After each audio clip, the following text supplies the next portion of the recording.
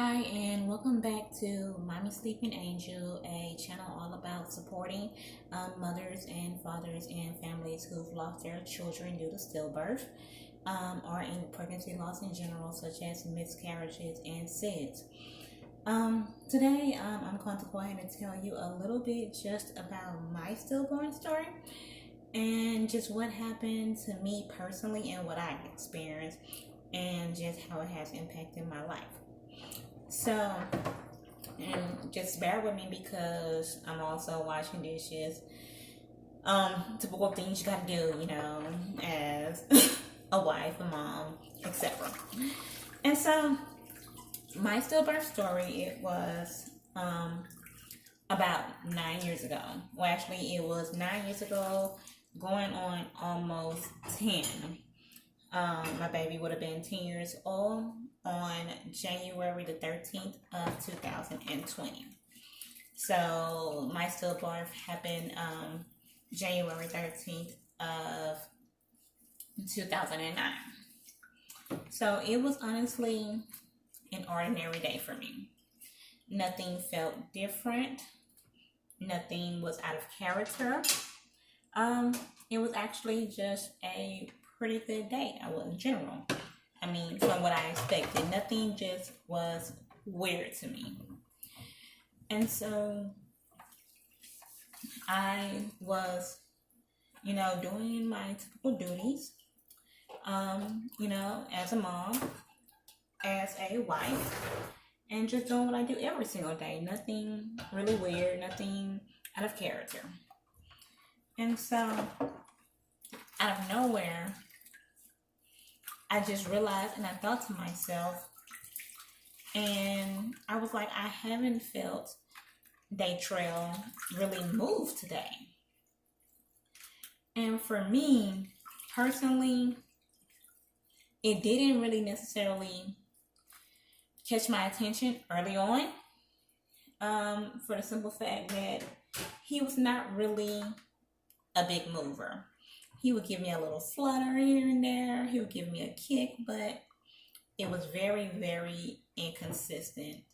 And so I wasn't really concerned because of the simple fact that he just gives me a little flutter here and a little flutter there.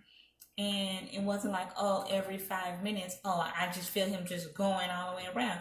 And that's honestly typically how my other pregnancies were, where my babies were never big movers. One, because I'm small, and I have small kids. Honestly, I've never had a kid that's even weighed 6 pounds, to tell you the truth, and that's at full term. But that's just because I'm very small and I'm very petite, as well as their father. And so, but this particular day, when it had got towards afternoon, I hadn't even felt the flutter, a kick here, a kick there, nothing. And then out of nowhere, I also had like kind of a sharp pain in my side.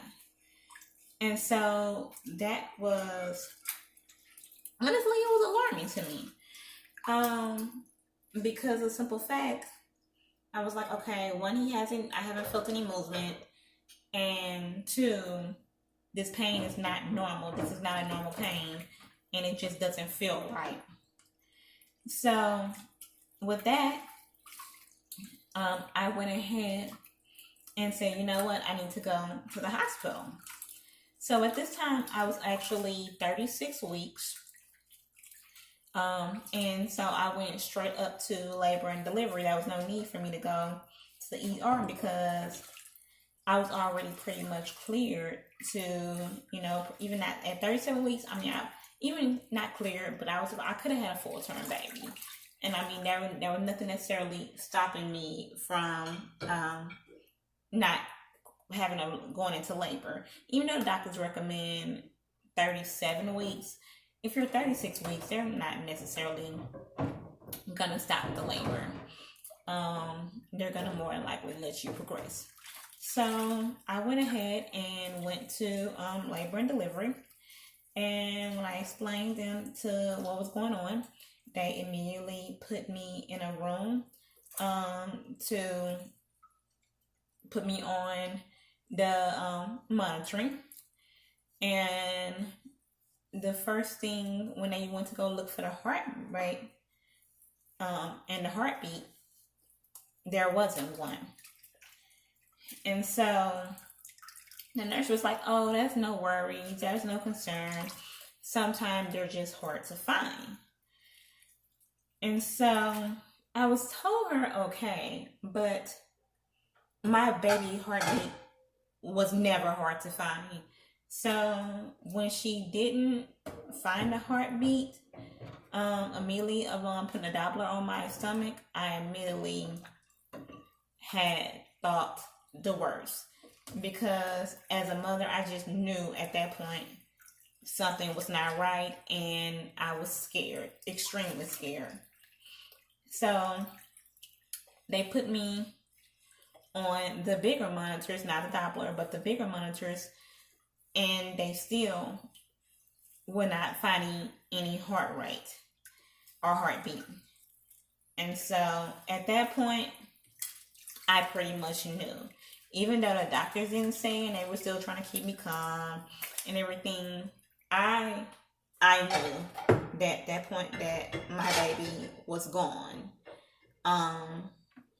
And so I didn't necessarily show them or say it, but I knew it on the inside. I knew it on the inside. And so they finally said, you know, one last thing, we're gonna go ahead and get you on an ultrasound. They was like just to make sure everything's okay. And they still hadn't known, but I mean they still hadn't officially said that I've had a stillbirth or that my baby has passed away.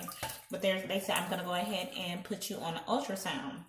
So they went ahead and they got your ultrasound technician, and then they put me on the ultrasound. And when they finally put me on ultrasound, and there I saw my baby. I saw Daytrell, but there was no heartbeat. His body was just there, and it was motionless. There was no life. So at that point, the doctors pretty much had to say, you know, your baby was or is gonna be stillborn, and that he passed away. And at that moment, the life was officially taken out of me. Even though I had already knew kind of when my baby didn't have a heartbeat, just hearing the words was different. It was like, this is now my reality. Because even though I had already knew when I first got into the hospital and I didn't hear a heartbeat, it wasn't like I was in denial. I was in a deep denial because I was like, nah, this can't be right. This is not me. I've had a healthy pregnancy. My doctors haven't addressed any concerns. And so everything is going to be okay. And that's why I just knew. I'm like, everything's going to be fine. Because, well, I mean, what do I have any reason to feel like, oh, something's wrong with my baby? I don't have any reasons, because my baby is going to be great. My other pregnancy was good. So why would this baby not be good? I mean, I'm healthy. I've taken my vitamins. I've did any and everything. I've taken all my tests. There were no abnormalities. I've done any and everything that the doctor has told me to do. But yet, I'm having a stillborn. So I was like, no, this can't be right. So I was in a very state of denial within myself, even though I already knew. But when the doctor had officially told me that my baby was gone, the life just was out of me, and I cried and I screamed. And I wouldn't be surprised if that entire labor and delivery hurt me, because at that moment I knew that my baby was not coming home with me.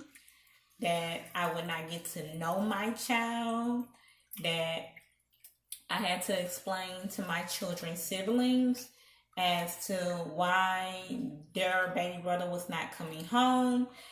I had to basically just deal with a new reality and realize that this child is gone. Daytrell, my little angel, is gone. And so I cried. After that big scream and that burst, I cried. I cried that night. I cried that day, the following day. I honestly cried for years, to be just truthful, if you really want to put it out there, because I still cry because it hurts. It hurts a lot. So they went ahead and gave me some medicines just because, to help me go to sleep, because I was having very high anxiety. I couldn't stop crying, and I was just not in a good mindset, place, or state of mind at all, because I was dealing with this intense amount of grief. And this was all so very fresh and also very new to me. Like, now I can talk about it without crying, and this is why I'm finally deciding, to come to YouTube. I still cry sometimes, don't get me wrong, but I can finally talk about this without crying, and I feel like that's why I can be, a help to other mothers out there, for the simple fact that they can see me as a positive experience and know that, yes, after some time, after a lot of prayer, for me personally, not to throw religion on anybody, but for me, prayer, and after just dealing with it, you can definitely, learn to have life after loss. So with that being said, my doctor, after I cried, my doctor finally came in, and he asked me what did I want to do as far as delivery. And so that was really a hard one for me. One, because I just didn't know what to do, honestly. And so, but because I was in such a bad place at that particular time, I went ahead and told my doctor to give me a C-section. Because honestly, labor is painful, it's intense, and it's hard. And I was already going through so much at that time.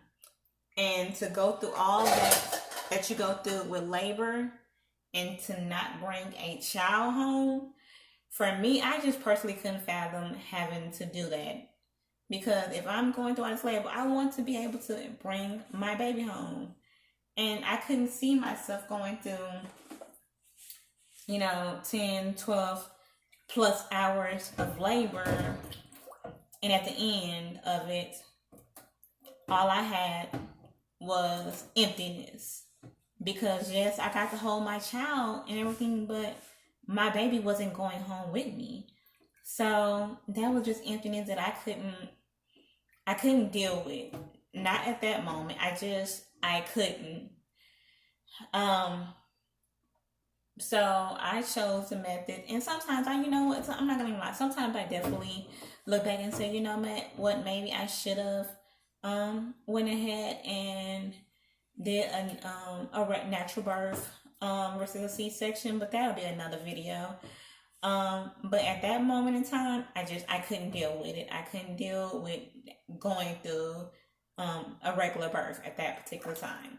So I chose the option to go ahead and go through a C-section. Honestly, it was a tough decision, but that's what I chose. That was best for me at that moment. And you know, when you're going through something like this, no one can really just tell you what to do, how to do it, or what's best for you. You just kind of have to, you know, go with and do what you feel is good for you, for your body, and just your overall mental at that time. And that's what I felt was at that particular moment, that's what I felt was the best thing for me to do. So that's what I did. So the very next morning, my doctor went ahead and well, that night he scheduled me for a C-section, to have a C-section early in the morning. And I went in the OR very early in the morning. And when I went in there, the anesthesiologist gave me the medicine, but it wasn't working, because literally when I was in the OR, in the operating room, when my doctor started to cut, I actually felt the sharp scalpel cutting my skin, and I was like, I don't know, I don't know what it was, but I actually felt it, and I don't know. So when I told the doctor that I felt it, they went ahead and put me under. So honestly, I didn't even get the chance to experience a C-section, or anything, and I don't even remember it, because I was put under. So when I awoken, I was back in my room, and by this time, everyone had seen the baby, as far as family and friends, and everything, except everyone's pretty much seen the baby except for me, because I was put under, and it took a while for me to recover and come from being put under. And so when I finally woke up, they asked me, did I want to see the baby? And of course, yes, I want to see the baby. That's my baby. So of course I want to see the baby. But little did I know how hard that was gonna be. That was like traumatizing moment number 2. Because they brought my baby in, they brought Daytrell in, and he was such a beautiful child. So beautiful. And I knew he was in heaven, but the selfish part of me wanted my baby, as any mother would. I wanted my baby to be alive, and I wanted my baby to come home, and I wanted my baby to meet his siblings, and I wanted my baby to be with me. So it was very, very selfish. Well, I'm not going to necessarily say it was selfish, but because I mean, every mother has the right to feel that way, and what mother wouldn't want their child to come home with me? But so I wouldn't necessarily say it was selfish, but it was a very hard moment to deal with. So, I looked at my baby, and he was oh so beautiful, and he was just there, lifeless. And I could see the resemblance of me and him. I can see the resemblance of his father, his sibling. I can see the potential that my child would have been. I knew the potential that he had when he was in the womb, especially for the simple fact that you kind of know your children even as they're born in you. And so I was, oh, this is my Wonder Woman cup. And so I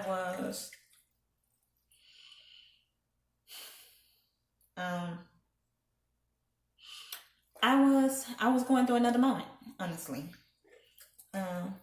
Another very hard moment. And honestly, I broke down again. And all I could do is just look at him and just stare at him. And honestly, I didn't want to let him go at all. Um, I held him for hours, honestly. Just me and him in the bed for hours to myself. No one could hold him. No one at that point. No one could touch him. No one could look at him. No one could hold it. It was just time for me and him only. That was our time, our moment, and I was not letting anyone even come close to him. Um, After a while, after about hours and hours of holding him, the nurses felt like I needed to eat, and also after them checking my vitals, they seen that they were kind of low, and I need to get some rest and some medicine and some things in me to just bring up my overall health, because they said I did have a few complications and lost quite a bit of blood within my surgery and at the C-section and stuff. So I needed to get some things done so that I could be in a better position as far as my overall health. So they felt that it was best for them to take the baby or Daytrell away from me for a little while. And that was hard because I just felt like, again, the life was being ripped out of me. Just continuously, I just felt like the life was just being continually ripped out of me. And I was just being tortured and it felt like a knife just going into me over and over and over and over again. So, finally, after about them, comforting me and finally letting me know that we will bring him back. No one's stopping you from being able to see him. It's just, you need to get a little bit of rest. We need to get you some medicines. We need to do some things for you to make sure that you're okay and my health is okay and that my health is good and that I'm gonna be, and when I say health, I'm not even talking about mental health, just physically health, because at that point, I was in such bad condition that as far as the amount of blood and things I had lost, I couldn't even walk without fainting. I literally had to just stay in bed, or somebody had to walk with me or wheelchair me to just move around. That could be partly because, I am anemic, but that can also partially, I personally feel like because I just had so much my heart was broken. So I feel like because my heart was so broken and because I was in a bad state, that it had a impact on my physical as well. So, with that being said, they took him away and they did everything they needed to do to, make sure I was good and get me in a better overall place, which was cool. And I knew it was something that they needed to do. So I understood. So that's pretty much as far as at least part one of my stillborn story. And that's how I'm going to leave off, because that's what I'm going to stop at for today. Because definitely there's a lot more to be talked about, but this is what I'm going to pretty much stop for today. So again, thank you for watching my video. Hope this definitely helps somebody out there in this world, and that you are understanding that definitely you're not alone. Don't ever feel like you're alone. Don't ever feel like what you're experiencing is not normal, or what you're going through. And that, again, as I can say, I'm a living witness that, overall, it takes time, but things will definitely get better. So, thank you for joining me on this journey. Make sure to please like, comment, and subscribe.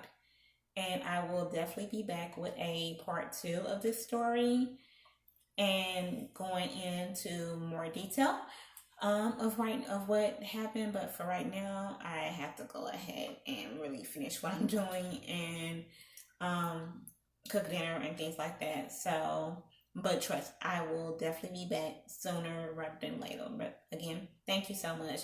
Have a great day. Stay blessed, and See you on the next video. Peace out.